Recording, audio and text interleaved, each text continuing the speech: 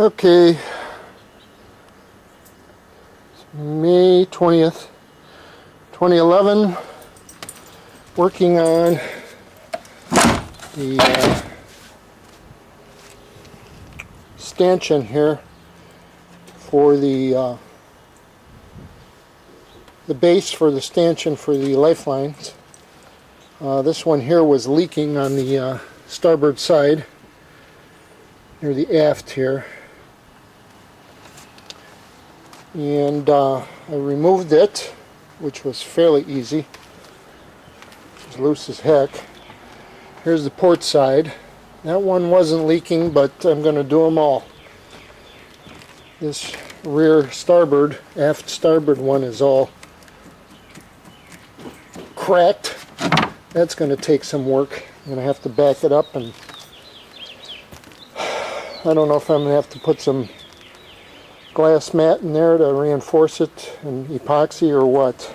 Haven't thought about it. One step at a time with this boat.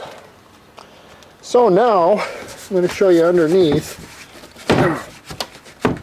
This lazarette is screwed up too, cracked along here. I'm going to have to fix that up so I can reattach the hinge. Tons of little stuff to be done. Here's the base. It's got a couple drain holes on the bottom. I wondered how that would work. That was all plugged up.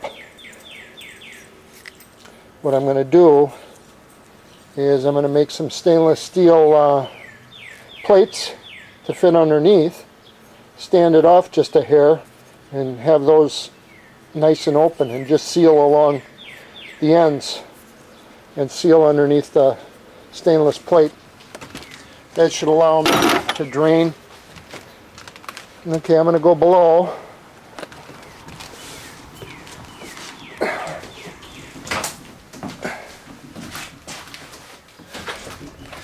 You got to be a contortionist to work in this boat.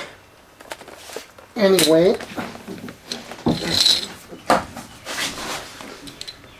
getting on, facing the front, lay on your back, starboard side,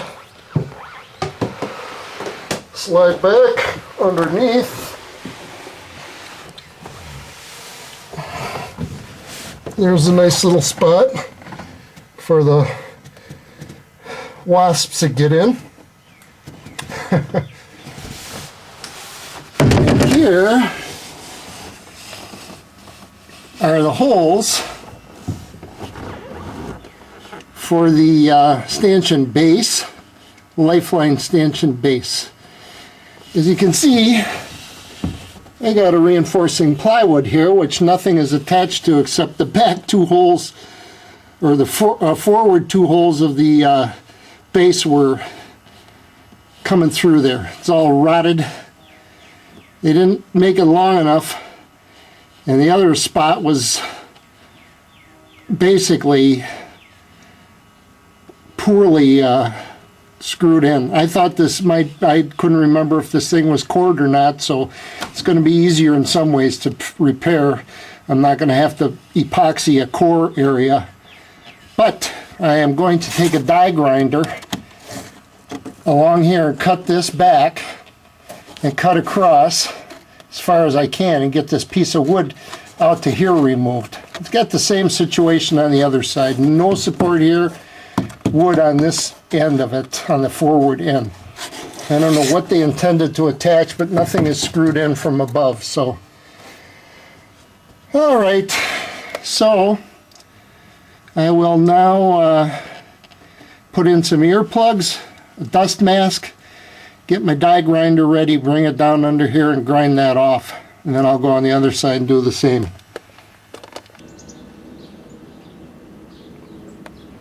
Okay, here's the die grinder with a cutoff wheel.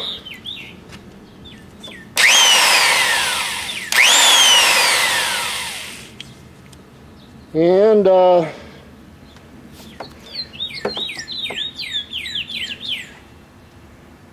Going to be cutting off that board underneath with the fiberglass. Okay, now we've got that piece of wood removed. It was so loose I cut all along the edge. Just a little flap of fiberglass, nothing bonding it to the bottom of the cabin there, underside. So I just cut it all off. Of course, I managed to nick the fiberglass a little bit, but that's okay. I'm going to clean that all up and reinforce it a little bit there. Fill it with some epoxy, thickened epoxy. And I'm going to make a plate. I did the other side. The other side I left most of the wood because it was really held in there good. So I cut it back enough. I'm going to get a 2-inch by 5-inch backing plate. I'm probably going to make it out of some thick aluminum. Probably drill and tap it. Seal it up on the bottom there with some, I don't know, maybe some 5200 or 4200 caulk. And then on the top side I'm going to use the RV butyl rubber tape underneath there, I think. I'll see. I got a whole bunch of it, so I'm going to give it a try here. It works pretty good. Maybe I'll do the top stainless plate with the 5200, and then I'll put the butyl rubber on top of the plate between the base, stanchion base, and the top plate. We'll see. Got to think about it.